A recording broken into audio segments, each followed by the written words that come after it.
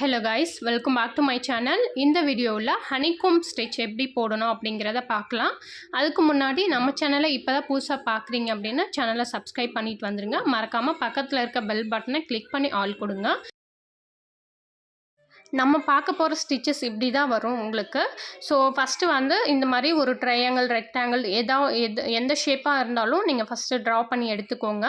எடுத்துகிட்டு first outline கொடுத்துருங்க. So நான் ஜரி த்ரெட் யூஸ் பண்ணி அவுட்லைன் கொடுக்குறேன். ஸோ அவுட்லைன்னா நம்ம செயின் ஸ்டிச் தான் கொடுக்கணும். ஸோ அதை தான் அவுட்லைன் மென்ஷன் பண்ணுறேன். ஸோ பிகினர்ஸ்க்கு இந்த செயின் ஸ்டிச் எப்படி போடணும் அப்படின்னு தெரியலன்னா நம்ம சேனலில் ப்ளேலிஸ்ட்டை செக் பண்ணிங்கன்னா ஆரி பேசிக் கிளாஸ்ன்னு கொடுத்துருப்பேன். ஸோ அந்த ப்ளேலிஸ்ட்டில் செயின் ஸ்டிச் எப்படி போடணும் அப்படிங்கிற வீடியோ டீட்டெயிலாக கொடுத்துருக்கேன். செக் பண்ணிக்கோங்க. பிகினர்ஸாக இருந்தீங்க அப்படின்னா ஃபஸ்ட்டு இந்த செயின் ஸ்டிச்சில் இருந்தால் நம்ம ஸ்டார்ட் பண்ண போகிறோம். ஸோ ரொம்பவே ஈஸியான ஸ்டிச்சஸ் தான். ஸோ இந்த செயின் ஸ்டிச் தெரிஞ்சது அப்படின்னா அடுத்தடுத்த ஸ்டிச்சஸ் வந்து உங்களுக்கு ரொம்பவே ஈஸியாக இருக்கும். ஆரியில் பேசிக் பார்த்தீங்கன்னா இந்த செயின் ஸ்டிச் தான். ஸோ ஸ்டார்ட் பண்ணும்போது நீங்கள் சில்க் த்ரெட்டில் கூட இந்த அவுட்லைனை கொடுக்கலாம். நான் இன்றைக்கி ஜரி த்ரெட்டில் கொடுத்துருக்கேன். எதுக்காக அவுட்லைன் கொடுக்குறோம் அப்படின்னா நம்மளுக்கு அந்த ஃபினிஷிங் வந்து கரெக்டாக நீட்டாக வரணும். ஸோ நீங்கள் பிகினர்ஸாக இருக்கீங்க அப்படின்னா எல்லாமே அவுட்லைன் கொடுத்துட்டு ஸ்டார்ட் பண்ணுங்கள். இப்போ நான் அந்த கேப்பில் பார்த்தீங்கன்னா இந்த மாதிரி த்ரெட் வச்சு தான் நம்ம ஒர்க் பண்ண போகிறோம். இப்போ வந்து பார்த்திங்கன்னா லைன் பேட்டர்ன் வரைஞ்சிருக்கேன் இல்லையா, இப்போ அந்த லைனில் வந்து ஒரு பாக்ஸ் ஷேப் வர மாதிரி இந்த மாதிரி மார்க் பண்ணிக்கோங்க. ரேண்டமாக நான் மார்க் பண்ணுறேன். ஸோ மெஷர்மெண்ட் எதுவும் வைக்கல. ஸோ இந்த மாதிரி மார்க் பண்ணிக்கோங்க. இதுக்கு வந்து உங்களுக்கு பேசிக்காக நம்ம பட்டன் ஹோல் ஸ்டிச் தெரிஞ்சாவே இந்த ஸ்டிச்சஸ் ஈஸியாக இருக்கும். ஸோ அடுத்த லைன் வரும்போது அந்த ஃபஸ்ட்டு மார்க் பண்ண பாக்ஸுக்கு சென்டரில் மார்க் பண்ணுறேன் பாருங்கள். உங்களுக்கு புரியணும் அப்படிங்கிறதுக்காக தான் இது முன்னாடியே வந்து நான் ட்ரா பண்ணி எடுத்துட்டேன். ஸோ இல்லாட்டி உங்களுக்கு புரியாது. ஒர்க் பண்ணும்போது உங்களுக்கு இப்படி தான் இந்த ஸ்டிச்சஸ் வரும் அப்படின்னு சொல்லி கொடுத்தா புரியாது. ஸோ அதனால் இந்த மாதிரி மார்க் பண்ணிவிட்டு அதுக்கப்புறம் நீங்கள் ஒர்க் பண்ண ஸ்டார்ட் பண்ணலாம். பிகினர்ஸாக இருந்தீங்கன்னா இதெல்லாம் நோட் பண்ணிக்கோங்க. அப்போ தான் வந்து உங்களுக்கு ஈஸியாக கற்றுக்க முடியும். அந்த ஸ்டிச்சஸை வந்து ஞாபகமாக வச்சுக்க முடியும். ஓகேங்களா? இப்போ முடிச்சிட்டோம். இப்போது ஸ்டிச்சஸ் எப்படி வருதுன்னு பாருங்கள். நான் சில்க் த்ரெட் தான் எடுத்திருக்கேன். ஸோ சில்க் த்ரெட்டில் டபுள் பில் பிராண்டு நல்லாயிருக்கும். அது இல்லாமல் ராஜ் ஒரு சில பிராண்டெல்லாம் இருக்குது. மோஸ்ட்லி வந்து இந்த மாதிரி டபுள் பெல் எடுத்துக்கோங்க. ஸோ இது பார்த்தீங்கன்னா ஒரு த்ரெட்டை இந்த மாதிரி இன்னொரு ஷீட்டில் சுற்றி 2 த்ரெட்டாக எடுத்துக்க போகிறோம். நம்ம நார்மலாக வந்து சில்க் த்ரெட் யூஸ் பண்ணும்போது 2 த்ரெட்டாக யூஸ் பண்ணணும். இதுவே சரியாக இருந்தால் சிங்கிள் த்ரெட்டே உங்களுக்கு போதும். இந்த மாதிரி நாட் போட்டு எடுத்துக்கோங்க. எடுத்துட்டு இப்போது ஃபஸ்ட் லைன்லேருந்து ஸ்டார்ட் பண்ணுங்கள்.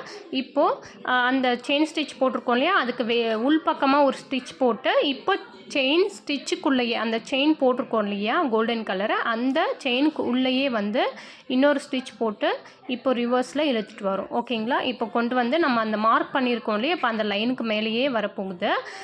இந்த ஸ்டிச்சஸ்க்கு வந்து உங்களுக்கு பட்டன் ஹோல் ஸ்டிச் தெரிஞ்சாவே இந்த ஸ்டிச்சஸை நீங்கள் கற்றுக்க முடியும். இப்போ த்ரெட்டை மேல் பக்கமாக கொண்டு போயிட்டு அந்த மேல் பக்கமாக போட்டிருக்க செயினுக்குள்ளேயே ஒரு ஸ்டிச் போட்டு அந்த த்ரெட்டை கீழே கொண்டு வந்து இந்த இடத்துல ஒரு குட்டி செயின் போடுறோம். ஸோ இந்த த்ரெட் வந்து நகராது. அப்புறம் பார்த்திங்கன்னா இன்னொரு செயினை கொண்டு போய் கொஞ்சம் லாங்காக போட்டு அதை மேல் பக்கமாக ஸ்டிச் பண்ணி கீழே கொண்டு வந்து இந்த மாதிரி நம்ம ஒரு குட்டி செயின் போட்டோன்னா அந்த இடம் லாக் ஆகும். திரும்ப சைடில் கொண்டு போகிறோம். த்ரெட்டை மேல் பக்கமாக இழுத்து மேல் பக்கம் ஒரு ஸ்டிச் போட்டு கீழே கொண்டு வந்து ஒரு குட்டி செயின் போட்டோம் அப்படின்னா அந்த த்ரெட்டு மூவ் ஆகாமல் இருக்கும். அதாவது நகராமல் இருக்கிறதுக்காக தான் அந்த குட்டி செயின் போட்டு நம்ம அடுத்த இதை வந்து ஸ்டார்ட் பண்ணுறோம். மேல் பக்கமாக கொண்டு போயிட்டு திரும்ப அகெயின் கீழே கொண்டு வரும்போது நம்மளுக்கு அந்த இடத்துல வந்து ஒரு குட்டி லாக் செயின் போடுறோம். சின்னதாக போடும்போது அந்த த்ரெட்டு மூவ் ஆகாது. இன்னொன்று பார்த்தீங்கன்னா இது ஃபுல்லாமே வந்து உங்களுக்கு பட்டன் ஹோல் ஸ்டிச் தான் பேசிக். நம்ம பேசிக்காக பட்டன் ஹோல் ஸ்டிச் எப்படி போடணும் அப்படிங்கிற வீடியோ இருக்குது, செக் பண்ணிக்கோங்க. அதே ஸ்டிச்சஸ் தான் இந்த இடத்துல அப்ளை பண்ண போகிறோம். கொஞ்சம் டிஃப்ரெண்ட்டாக யூஸ் பண்ண போகிறோம். அவ்வளோதான். ரொம்பவே சிம்பிளாக இருக்கும். எல்லா ஸ்டிச்சஸும் ரொம்ப சிம்பிள் அண்ட் ஈஸி தான். பட் அதை நீங்கள் எப்படி கற்றுக்குறீங்க, எப்படி அப்சர்வ் பண்ணுறீங்க அதை பொறுத்து தான் வந்து உங்களுக்கு ஆரி ஒர்க் ஈஸியாக இருக்கும். ஆரி ஒர்க் பொறுத்தவரையும் நிறைய ஸ்டிச்சஸ் இருக்குது. ஸோ மோஸ்ட்லி வந்து கொஞ்சம் நிறைய ஸ்டிச்சஸ் வந்து யூஸ் பண்ண மாட்டோம். ஒரு சில ஸ்டிச்சஸ் வந்து ரிப்பீட்டடாக யூஸ் பண்ணுவோம். அந்த மாதிரி ஸ்டிச்சஸ் தான் வந்து நான் கண்டினியூவாக உங்களுக்கு அப்லோட் பண்ணியிருக்கேன். ஸோ இப்போ லாஸ்ட்டாக வந்து முடிகிற இடத்துல எண்ணாட் போட்டு முடிச்சுட்டு திரும்ப ஃபஸ்ட்லேருந்து அடுத்த அவுட்லைன் நம்ம மேலே எங்கேருந்து ஸ்டார்ட் பண்ணமோ அதுக்கு கீழே வந்து இந்த மாதிரி ஸ்டார்ட் பண்ணுறோம். அதாவது அந்த அவுட்லைனுக்கு உள்ளேருந்து எடுக்கிறோம். இப்போது செயின் ஸ்டிச் போட்டிருக்கோம் இல்லையா, அந்த செயின் ஸ்டிச்சுக்குள்ளே இன்னொரு ஸ்டிச் போட்டு இப்போ திரும்ப த்ரெட்டை கொண்டு போயிட்டு இப்போது நம்ம என்ன பண்ண போகிறோன்னா மேலே போட்டிருக்க அந்த பாக்ஸுக்கு சென்டரில் த்ரெட்டை வந்து கொண்டு போயிட்டு இந்த மாதிரி ஸ்டார்ட் பண்ண போகிறோம். சரிங்களா? ஃபஸ்ட்டு போட்ட பாக்ஸுக்கு சென்டர் வரணும் இந்த அடுத்த ஸ்டிச்சு. இது வந்து எல்லாமே பட்டன் ஹோல் ஸ்டிச்சு தான், எந்த டிஃப்ரெண்ட்டும் கிடையாது.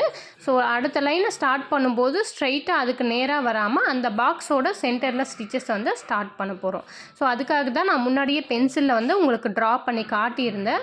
ஸோ பிகினர்ஸ்க்கு வந்து புரியாது இல்லையா, புதுசாக பார்க்கும்போது ஈஸியாக இருக்க மாதிரி தோணும். பட் நீங்கள் வந்து அதை ப்ராக்டிஸ் பண்ணும்போது நம்மளுக்கு வந்து அதுக்கு கன்ஃபியூஷன் ஆகிடும்.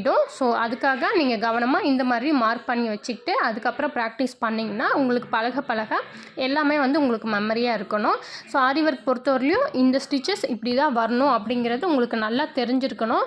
அதே மாதிரி இந்த மாதிரி ஸ்டிச்சஸ்லாம் எந்த இடத்துல யூஸ் பண்ணால் உங்களுக்கு நீட்டாக தெரியும் அப்படிங்கிறதையும் நீங்கள் தெரிஞ்சு வச்சுருக்கணும். ஸோ மேங்கோ ஷேப்பு இந்த மாதிரி இடத்துலலாம் நம்ம கண்டிப்பாக இதை யூஸ் பண்ணலாம். பெட்டல்ஸு நம்ம ஃப்ளவர் ட்ரா பண்ணுவோம் இல்லையா, அந்த பெட்டல்ஸ்குள்ளே வர மாதிரி இல்லை சென்டரில் அந்த மாதிரி இடத்துலலாம் நீங்கள் தாராளமாக இந்த ஸ்டிச்சஸை வந்து யூஸ் பண்ணலாம். பார்க்கவே ரொம்ப அழகாக இருக்கும். ஸோ நம்ம இப்போ கொஞ்சம் பொறுமையாக போட்டுட்டேன். ஸோ இப்போ வந்து நமக்கு ஸ்பீட் பண்ணி போயிடலாம். இந்த ஸ்டிச்சஸை நல்லா ப்ராக்டிஸ் பண்ணுங்கள். இன்னொன்று கவனமாக கவனிக்கணும், நீங்கள் சில்க் த்ரெட்டில் பண்ணி பழகுங்க. ஏன்னா சில்க் த்ரெட்டில் நீங்கள் ஒன்ஸ் ப்ராக்டிஸ் பண்ணிட்டீங்கன்னா அடுத்தடுத்து உங்களுக்கு ஸ்டிச்சஸ் போடும்போது த்ரெட்டு கட் ஆகாமல் வரும், நீட்டாக ஃபினிஷிங் கிடைக்கும். இதுவே நீங்கள் ஜரி த்ரெட்டில் பண்ணிட்டீங்கன்னா ஜரி த்ரெட்லேருந்து சில்க் த்ரெட் ஒர்க் பண்ணும்போது கஷ்டமாக இருக்கும். ஸோ அதனால் ப்ராக்டிஸ் பண்ணும்போதே நீங்கள் வந்து இந்த மாதிரி சில்க் த்ரெட்டில் ப்ராக்டிஸ் பண்ணிக்கோங்க. நீடில் பார்த்தீங்கன்னா அயன் நீடில் தான் யூஸ் பண்ணுறேன். உங்களுக்கு துளி பிராண்ட் தான் இருக்குது அப்படின்னா நம்பர் 13, 14 யூஸ் பண்ணிக்கோங்க. த்ரெட் ஒர்க்குக்கு மட்டும் சொல்கிறேன், பீட் ஒர்க்குக்கு வேறு நீடில் இருக்குது. இப்போ பாருங்கள் எண்டிங் வந்துட்டோம். இப்போ கீழே கேப் இருக்குது இல்லையா, ஸோ அந்த இடத்துலையும் நான் ஃபீல் பண்ணுறேன். ஸோ பார்க்க நமக்கு அதுவுமே வந்து எம்டியாக இருக்க மாதிரி ஃபீல் ஆகும். இப்போ நம்ம இதை சுற்றி அவுட்லைன் கொடுத்துறதுனால நமக்கு அந்த கோல்டன் கலர் த்ரெட்டு வந்து தெரியாது. ஸோ அவுட்லைனுக்கு பார்த்தீங்கன்னா நான் 3mm பீட்ஸ் தான் யூஸ் பண்ணுறேன். 3mm பீட்ஸ் எடுத்துக்கோங்க, இல்லாட்டி சுகர் பீட்ஸ் எடுத்துக்கோங்க. இது ஃபினிஷிங் நீட்டாக இருக்கணும் அப்படிங்கிறதுக்காக நான் பீட்ஸ் வந்து அவுட்லைன் கொடுக்குறேன். ஓகேங்களா? இப்போ 3mm பீட்ஸை வச்சு இந்த மாதிரி ஸ்டிச் பண்ண போகிறோம். ஒவ்வொரு பீட்ஸாக வச்சு ஸ்டிச் பண்ணணும். ஸோ பீட் ஸ்டிச்சிங் எப்படி பண்ணணும் அப்படிங்கிற வீடியோ நம்ம சேனலில் இருக்குது, செக் பண்ணிக்கோங்க. அதே மாதிரி ஆரி ஒர்க் ஸ்டார்ட் பண்ணுறீங்க அப்படின்னா ஃபஸ்ட்டு செயின் ஸ்டிச் கற்றுக்கோங்க. அடுத்தது அந்த செயினை வச்சுக்கிட்டு இந்த வளைவு பகுதி, ஷார்ப்பான பகுதியெலாம் எப்படி கரெக்டாக நம்ம வந்து கூர்மையாக, அதாவது ரொம்ப ஷார்ப்னஸாக கொண்டு வரணும் அப்படிங்கிறத கற்றுக்கோங்க. ஸோ நம்ம எண்டிங் வந்துட்டோம். இந்த வீடியோ எப்படி இருக்குது அப்படிங்கிறத கமெண்டில் சொல்லுங்கள். நெக்ஸ்ட் வீடியோவில் பார்க்கலாம். தேங்க்யூ ஃபார் வாட்சிங்.